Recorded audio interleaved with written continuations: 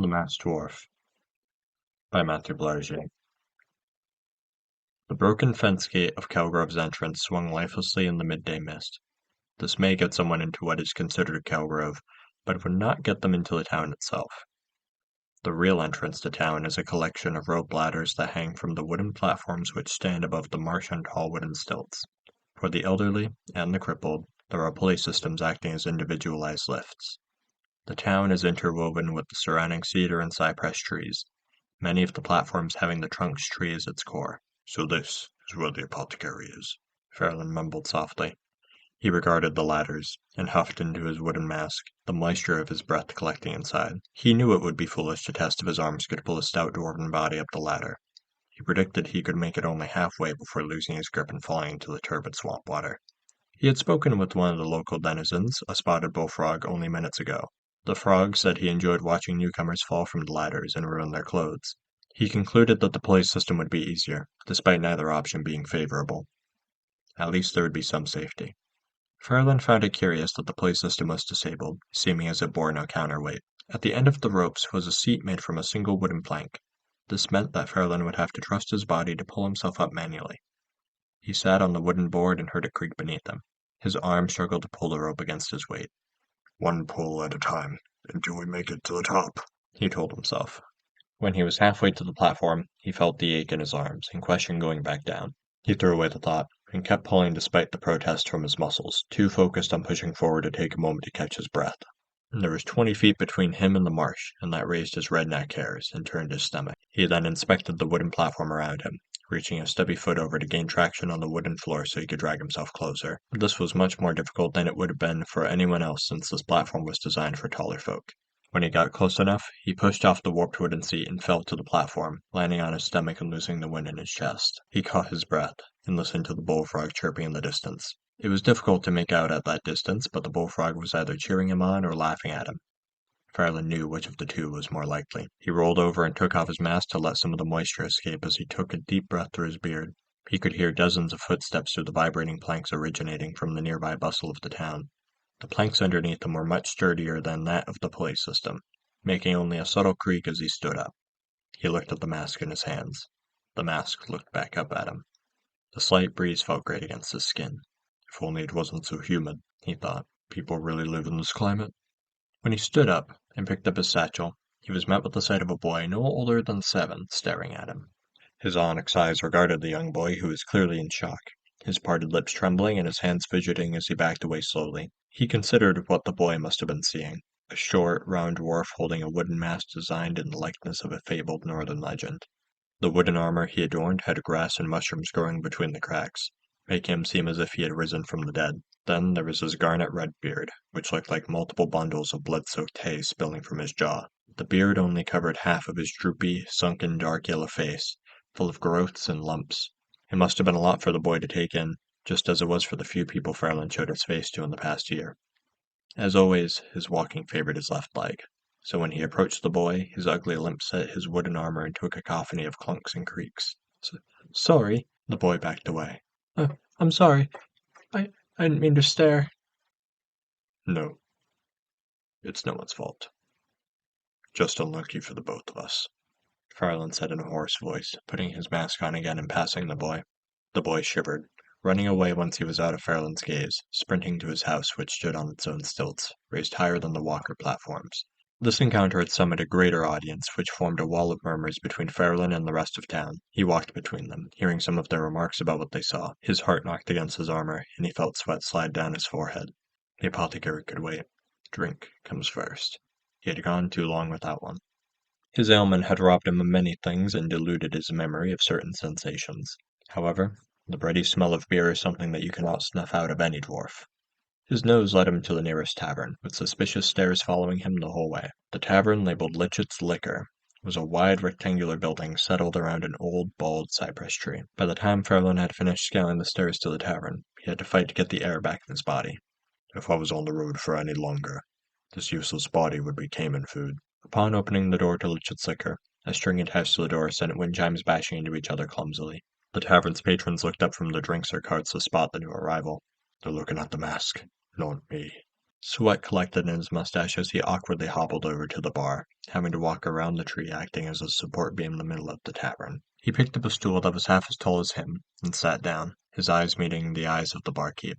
The man behind the bar was an older man with a square, wrinkled face and a short, rough, gray beard. He spoke with a soft amusement in his voice. "Something cold and hearty for the man in armor, I reckon."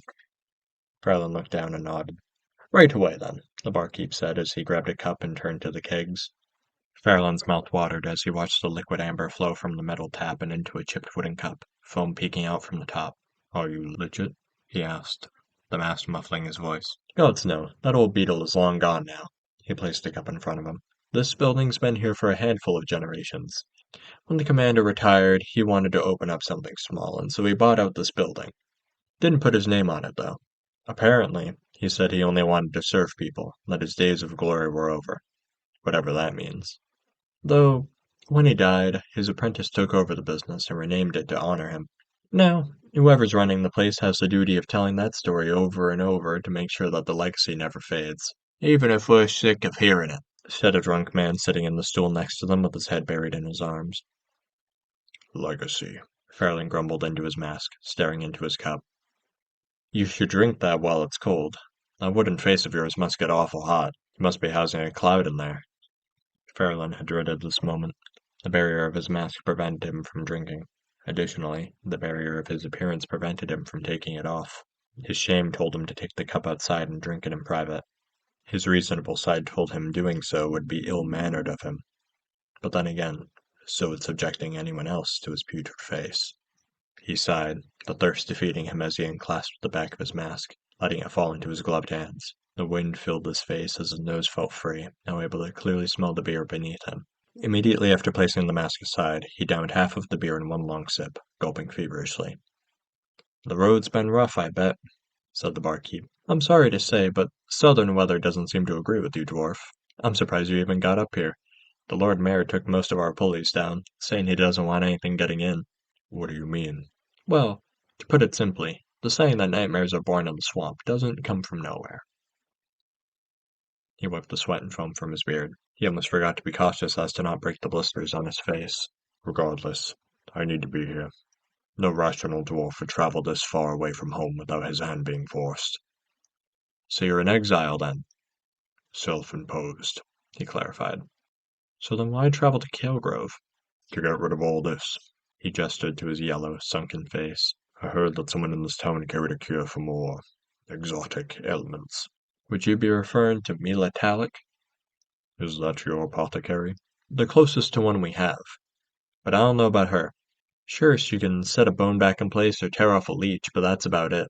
Moreover, she's a little creepy." "How so?" Fairland's intrigue mixed with his disappointment. Had he come this far for nothing? "She prays a lot, but not to the shepherd or any of the other approved gods of the Empire. During the night she mumbles to herself while rocking back and forth on her roof. Sometimes she sings in languages I've never heard before. Our priest won't even go near her, saying her presence gives him a rash. Very strange woman indeed." "Maybe I need something strange." He trailed off, his gaze focused on the nearly empty cup. Little voices came from the miniature pool of alcohol before him, most likely the yeast, Fairlane concluded. They weren't as smart as the animals he had spoken to in the past. The bullfrog at the entrance of town, for instance, or the ram he conversed with months ago when he was much closer to home. The little bear voices were unintelligible despite his efforts to listen. He couldn't remember when animals and plants began speaking to him. Regardless, they made his travels less lonely, even if by a small margin. "Where can I find her?" "Towards the east end of town," said the barkeep. "Probably 5 minutes from here, around the outer rims." Fairlin reached into his satchel and slid 3 gold coins onto the counter before hopping off of his stool. He hobbled out of the tavern with his mask on and checked the sun, which was now hiding behind the clouds. It was just past midday and the shadows directed him east. As he made his way to the apothecary, he heard the groans of the surrounding trees. He couldn't tell if they were speaking real words or not. Maybe they were humming a tune to keep each other company, since the people walked past them all day and night, paying them no mind. Fairlin approached one of them, placing his gloved hands upon its scaly trunk. He glided his hand up and long strips of fiber enveloped his hand. He studied the beauty of the decaying swamp tree, and smiled to himself before continuing on his path. When he saw the building, He knew for sure that this was the one he was looking for. Offerings and charms made from small rodent bones and feathers hung from the window sills. The curtains were tapestries which were torn in half and re-sewn to open down the middle, to allow light in. Above the roof, there was a long web-like hammock which stretched between all of the surrounding trees. 3 small steps brought him to the door. Beyond this threshold could hold a cure. Realistically, however, it may just be another dead end. Regardless, it was not to be ruled out, even though Faerlin had his doubts. He banged his fists on the door and waited, his warm breath wafting back into his face, smelling the leftover alcohol. Suddenly the door flung open, the hinges whining as the door crashed into the wall. Faerlin felt his heart drop into his stomach, and he nearly lost his footing. It couldn't have been the wind, but what else would have opened the door with such force? One clumsy foot in front of the other, Faerlin entered and looked around. Books were scattered across the room. Some of them were open, the old yellow pages about to crumble at the slightest touch. Other than that, the room was empty, and from where he was standing, he couldn't see anyone else in the adjacent rooms. He cleared his throat. Hello? There was silence for a moment. Could this be the wrong house? There was also a chance that no one was home. Who are you? A woman's voice said from behind him. A dwarf? How odd. He turned around and saw a young woman shut the door. Faerlin reached for his knife as he backed away slowly. However, he found that his knife was no longer in his belt. No weapons past this point, I'm afraid, the woman said. Faerlin's knife pinched between her fingers, swaying back and forth. She placed it down on a nearby cabinet. She stood taller than most human women, which meant that she towered over Faerlin. She wore a gown made from woven-together fibers which draped over her thin frame. Slightly luminescent flowers adorned her long black hair, glowing gentle purples, greens, and oranges. When she turned around, Faerlin met her striking golden Malborian eyes, the eyes of the West. He took a deep, ragged breath. Are you Mila? Her black lips curled into a smile. Why? Are you a cleric? Going to try your hand at exorcising me? Like the other clerics, you'll be greatly disappointed. What? No, that is not why I'm here. A customer, then? Yes, you see, Mila shushed him as she got into his level. It's bad to speak of mortal disorder in the light. Come with me. Faerlin followed as Mila stepped over her open books and past her hanging bead doorway. Once Faerlin was inside, he saw a room that let in little light through the cupboard windows. The scent of dry herbs and incense permeated the room, which made him cough into his mask. The room was littered with circles of melted wax, chalk drawings, and woven mats. On the far wall was a great eye painted from some dark red waxy substance. It was everything that Faerlin would have imagined would fit the description of the occult.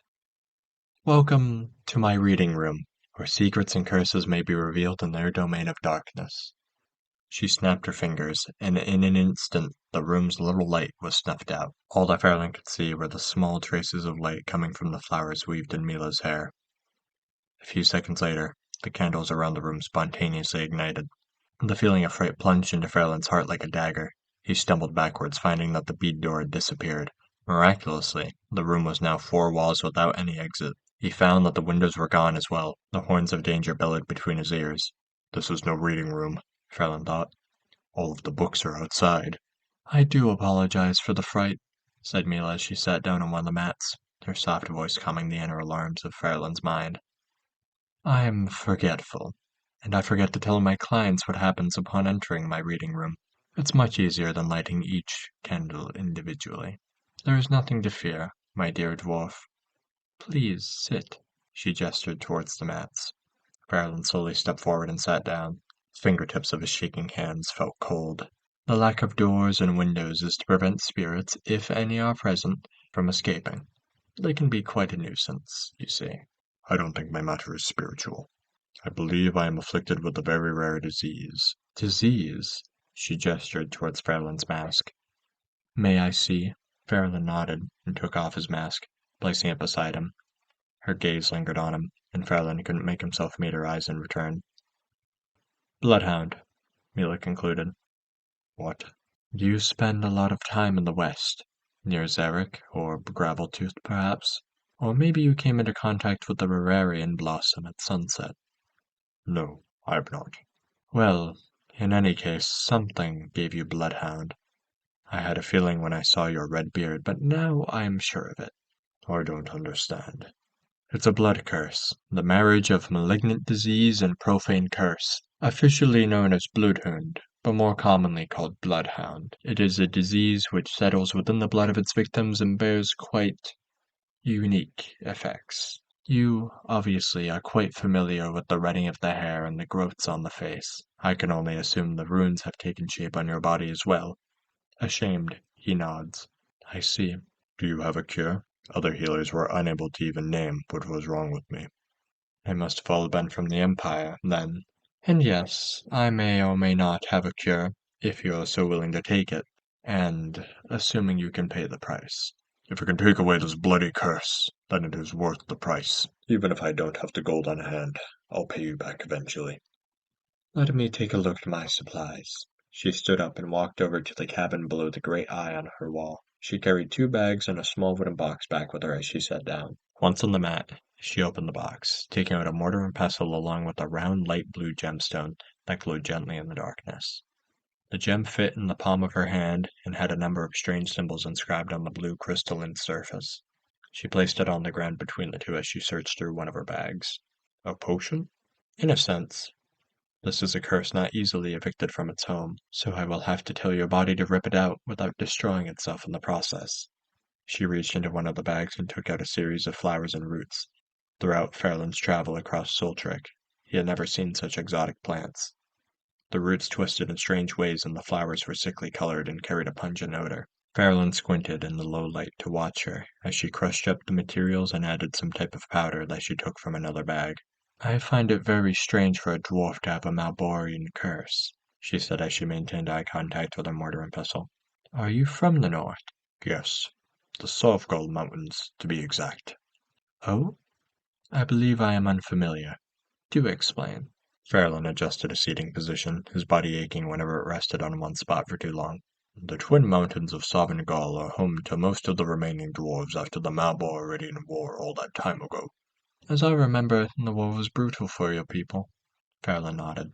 Sarkis Rakan and his army killed many dwarves and smoked my ancestors from their castles underground. I was born way after the fact, but I heard the story from my elders. After Rakan's death, the dwarves found solace in their previously abandoned ancestral homes within the mountains. I see. And when did you begin to show symptoms of the blood curse? When I lived in Gol, the southern mountain. I worked as the treasurer for most of my life. I was also a great taxman.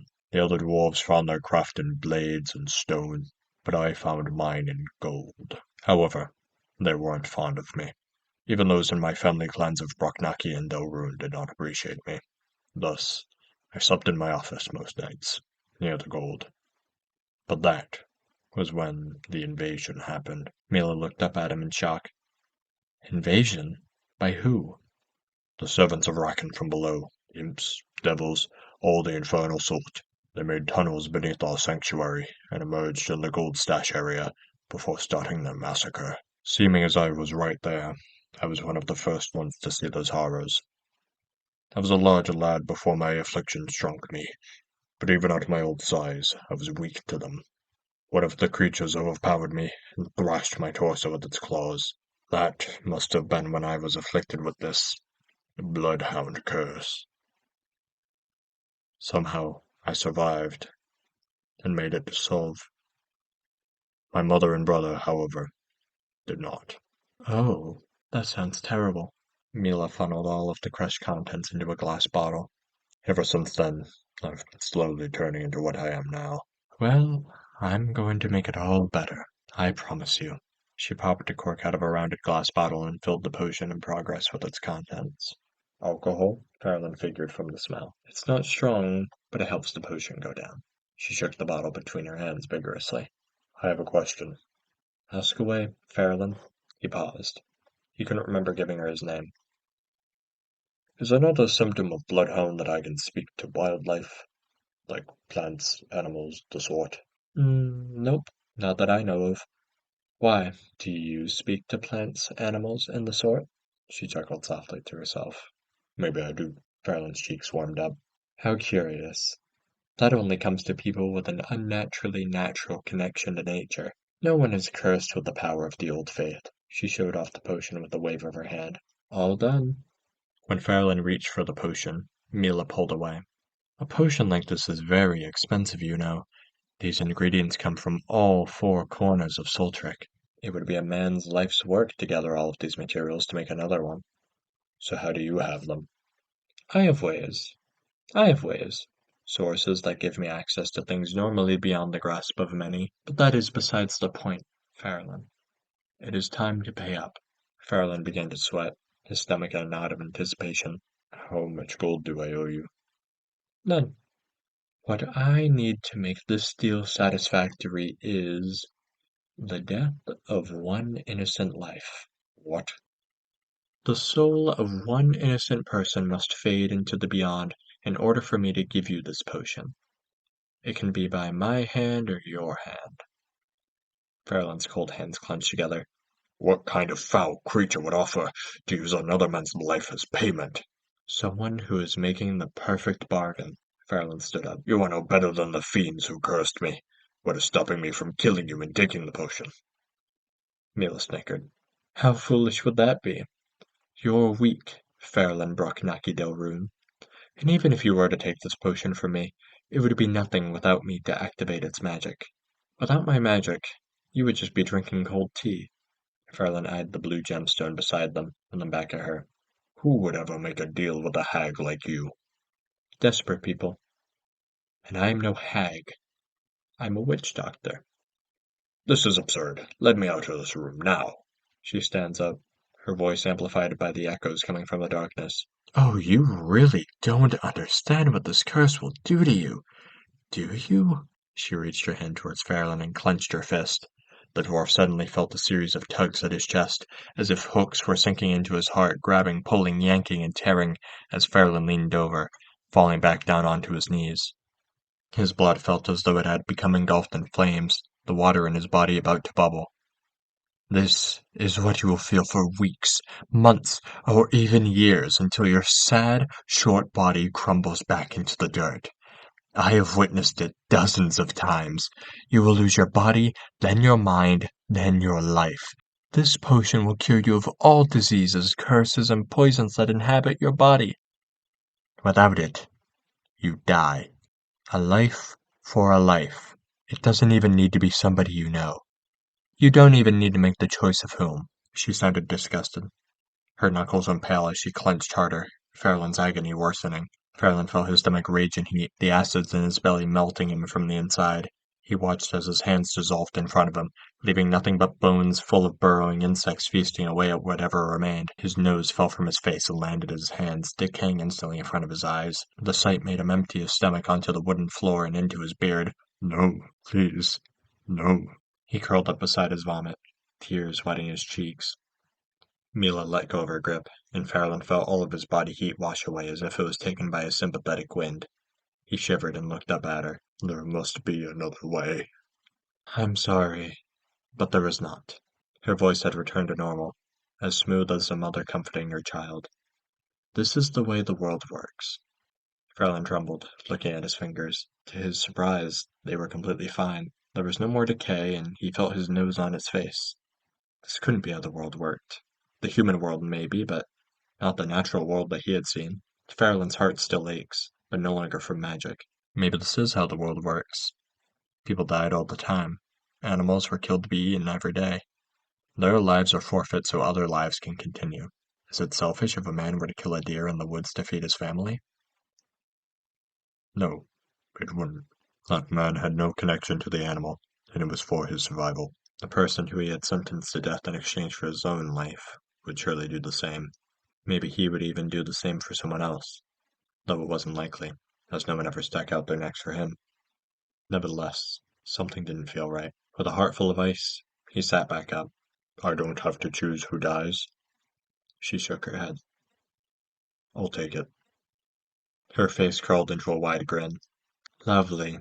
She stooped and grabbed the potion bottle and the blue stone. She placed the gem on the side of the potion and closed her eyes.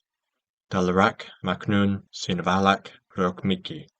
After she finished uttering those words, the blue gemstone fused with the glass of the bottle, a magic tether keeping the two bound together. The gem let off a gentle hum. Faerlin reached for the bottle with shaking hands. His months of painful searching throughout the lands of Soltric came to a close when the glass bottle was placed into his hands. The moment you finish the last drop, and you must drink every drop, you will sink into a deep sleep for 7 days. You won't starve in that time, but your body will become very weak after spending that week purging the curse you carry. Why must everything be so complicated? Because that is how the world works, dear dwarf. And that person's life, the words were caught in his throat. Already working on that right now. You needn't hear the details. You have suffered enough. Now you may take your leave. Mila snapped her fingers again, the flames of the candles extinguishing and the daylight coming through the windows again. Most importantly, the bead doorway came back into existence. One last thing, dwarf. Mila's words made Faerlin stiff, afraid of what she could want. Keep the stone. Let it remind you of how much you value your survival. Thank you for all you've done, he said quietly as he clasped the mask back on and exited the house, the potion hanging on his belt. The whispers of guilt echoed in his mind, but he knew that this was the only way. It was a way of nature. One life for another. To his surprise, it had become late evening. This made little sense, seeming as he was only at Mila's house for a short time. Maybe time moves differently in her reading room than it did outside. The name still confused him, but that concern was at the bottom of his list. At the top of his list was finding somewhere safe to drink the potion.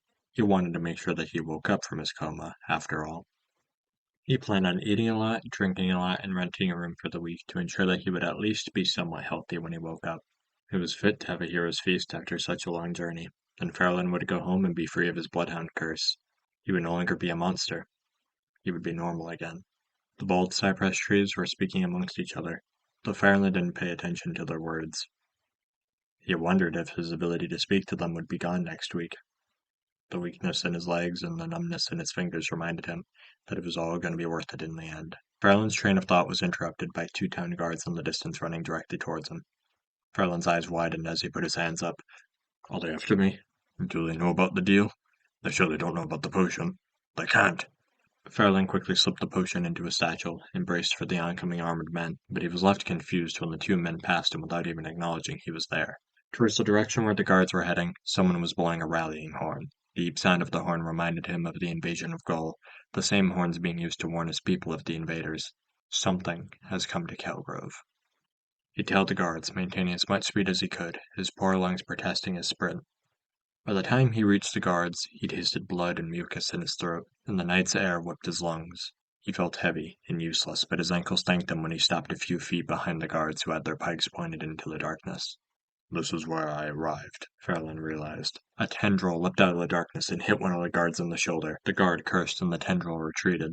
It looked as though the tendril was made out of wood, but given the flexibility of a long finger. Another came out of the darkness, but this time the guards were ready. They all leapt out of the way and the tendril sank back into the night. One of the guards looked down at Faerlin, shocked to see him there. What are you doing? Go home! Let us take care of this monster without having to worry about a civilian like you. A civilian, and I could help. If the town was invaded, then Faerlin wouldn't have a place to sleep. You don't have a weapon! The guard fixed his focus on the darkness, waiting for another attack. Yes, I do. Faerlin reached at his belt, but found nothing there. His knife was still at Mila's house. He groaned and turned away to leave, but then heard something beneath the platforms. The plopping of feet moving in and out of the mud was barely audible yet unmistakable. It was right underneath them. Move! With all of Faerlin's remaining strength, he pushed one of the guards as far as he could. The platform beneath them broke as a volley of wooden tendrils shot up through the foundation, piercing the bodies of 2 guards. Faerlin found himself at the edge of the newly formed hole, wheezing as he landed on his back. He shifted to safety and hid behind a crate. Hideous wooden creatures rose out of the darkness and into the light on long wooden legs, which grew taller with every passing moment. Their bodies were thin and knotted, their arms flat with long, fibrous fingers. Their heads wore helmets of leaves and leather which covered their eyes, their only visible facial feature being the gaping black holes where their mouths should be. In their spindly hands they carried long-handled axes with rudimentary blades made from a variety of sharpened bones. Executioners! One of the guards said as he scrambled to his feet. What are they doing out of their orchard? Another guard asked. Plant creatures labeled executioners stepped into the platforms of Kalegrove, their long legs shortening. They walked past the guards, unaffected by the arrows and swings of swords that were sent their way. Whenever a sword made contact with them, the blade wedged into their wooden bodies and got stuck. Nevertheless, the executioners continued further into town with bits of blades and arrows lodged into their wooden skin. Faerlin shook behind his crate, the creatures as vile and unearthly putrid as he was.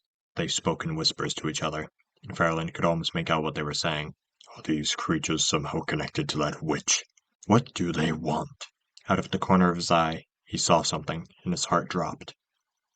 The boy. The boy from earlier that day was watching this battle from the raised deck of his house, and was petrified by the approaching wooden creatures. They were heading straight towards him, and Faerlin looked around for anything that he could use as a weapon. From behind, Faerlin heard the creaking of wood as if a house was settling behind him. "Here," a slow, droopy voice said. "Take." A tree branch snapped from behind Faerlin and landed a foot to his right. It was a large enough branch that would have badly injured him if it had landed on his head. The dwarf grasped the stick, and when his skin made contact, he felt as if a piece of himself fused with the wood. The branch expanded, drawing on whatever was left of his energy to grow and take the shape of a long, evenly balanced staff colored pale brown. It didn't look immensely sturdy, but Faerlin appreciated the tree's gesture. He nodded in thanks and ran to the wooden horrors. The guards were bewildered at the sight before them, unarmed, as their weapons were lost in the skin of the executioners. Faerlin, with his awkward, tired legs, hobbled as fast as he could towards the executioners. He ran up the steps and saw 3 of them huddled around the ground where the boy stood. "No!" He slammed his newly formed staff into the back of one of the executioners, though it only made a thunk noise as it made contact. They turned, and Faerlin gulped. One of them carried the boy by the head in its long, fibrous fingers. The boy had a black fungus growing on the sides of his head. His eyes had gone completely black, and his veins in his neck were bulging out, ready to burst. "Let him go!"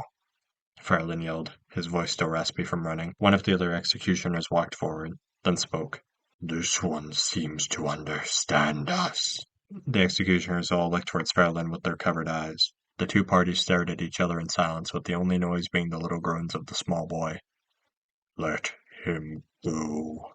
Faerlin braced himself with his staff. "We blight this child to display the consequence of your people's negligence. What did the people of Kalegrove do? They are thieves. Our source of life was stolen.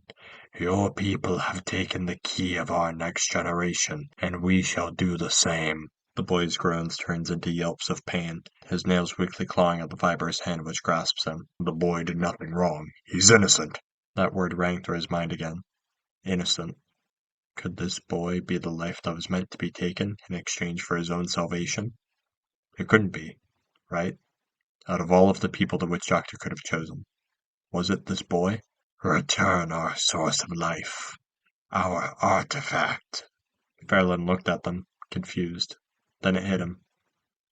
"Is this what you want?" He reached into his pack and pulled out the potion with the glowing blue gemstone. The executioners looked towards each other. A low growl began to boil between them. One raised its bone axe. "I am not your thief. This gem was given to me by a witch doctor on the other side of town." "Why should we believe your words? You have the artifact. You must be the thief," the head executioner said, stepping closer and looming over Faerlin. "Because I will give it back to you." Faerlin gripped the gemstone on the side of the bottle and pulled, but found that the 2 were attached too strongly. Once again, Faerlin was made a fool. The gem and the bottle had become one, and deep down he knew that the only way to get the gem off of the glass was to smash the bottle, but there was no chance that he would do that. If he ran, he could escape with the potion. Running would give him an opportunity to find somewhere quiet to drink the potion and be rid of this curse. But then again, that would seal the boy's fate. "Cure him with the blight, and you will get your artifact back." "We may not heal your kind," the executioner said. "What? Why not?" "We possess no such ability. Only others of our kind may be graced with our healing abilities. There is nothing more to be done." He looked at the potion in his hands. This was the very same potion that Melissa could cure any disease, curse, or poison. "Set the boy down." This wasn't fair, and Faerlin knew it. Of course, it wasn't fair. If he gave up the gemstone and the potion, then Faerlin would bear this curse for however much longer he has to live. But if he survived, then every day he would think about the boy who he sentenced to death. The executioner placed the wheezing, groaning boy onto the ground, his head enveloped in a shadow-like blight which glowed with the sickening green aura. Faerlin popped the cap off the potion and tilted the boy's head slightly. The potion went down in gulps, Faerlin watching carefully to make sure that the boy didn't lose any of it at the sides of his mouth. "This better work." Once the potion was completely empty, the boy's eyes closed and he became very still, taking little breaths. A small amount of color flooded into the boy's face, proof to Faerlin that the potion wasn't a fake. Faerlin let out a deep sigh and closed his eyes. The feeling of saving this boy's life was nothing like he had experienced before, even though it was only for a few moments. All of the aching in his body soothed, and he felt at peace. He looked at the empty bottle in his grasp. His eyes followed the bottle as it dropped to the ground, shattering into a pile of shards. The gemstone rolled on the ground in a small circle before lying on its flat side. He stared up at the tall swampland creatures. There. Take your artifact. The head executioner reached his long fibrous fingers over to the gem, enveloping it and holding it close to its chest. We thank you, Spore Soul. What did you call me? Spore Soul, ancient keepers of order within the forest, settler of misguidance, the hands of the forest. Thank you, but I'm just a sick dwarf. He took a step back and gave a small bow. May your people prosper. He walked down the stairs and past the guards who stood perplexed, their eyes locked onto the executioners. What did you do? One of the guards said. I fixed a mistake, said Faerlin. They shouldn't attack again. They've no reason to. There was a misunderstanding, and the boy ended up cursed. He will wake up in a week. And who are you? A spore soul, I suppose. Regardless, I'm leaving. Faerlin walked around the hole in the platform, inspecting the damages that the executioners brought into town. Using the pulley, he slowly descended into the darkness. He was very tired, but he couldn't stand to spend a few more hours in that town. As he lowered himself into the cool night, he wondered if he had made the right choice. He was going to die a painful death now, but in return, he saved a life who could now live, get married, and enjoy life. Those were the boons of life that Faerlin had neglected in all of his 60 years. He wondered if he will ever get a chance to do those things, or if he is simply doomed to be another person remembered only by the dirt which he treads on. He got off the warped wooden seat of the pulley and heard a familiar raspy voice. Did you find what you were looking for? Asked Faerlin's acquaintance, the bullfrog. No, I did not, said Faerlin as he took off his mask, letting the calm night's breeze brush against his face. Shame. Kalegrove is a bog anyway. You'll find it at some point. The round brown frog looked at him from the shallow, murky water. Perhaps, though I found something else. And what's that? Perspective, said Faerlin. The wooden mask fell from his hands into the water. Okay, but where will you go now? The frog asked.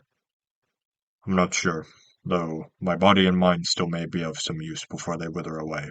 I've gotten tired of self-pity. Even if I have only a year left, I'm going to make sure that, no matter what I do, it matters.